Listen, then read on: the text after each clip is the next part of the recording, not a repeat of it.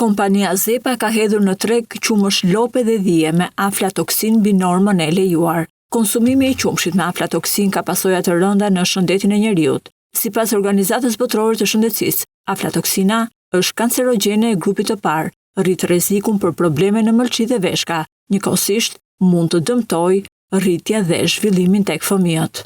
Burime të sigurta për ora investigim konfirmuan skandalin dhe pas kërkesës tonë për informacion, AKU pranoi zyrtarisht se ndotja është gjetur në qumësh lope UHT 0.5% yndyrë me skadencë 4 shkurt 2026, qumësh dhije UHT 3.2% yndyrë me skadence 2 shkurt 2026. Sasia e prodhuar e qumshit me aflatoksin dhe e hedhur në treg nga Zepa është 7.741 litra qumësh lope dhe 2.207 litra qumësh dhije.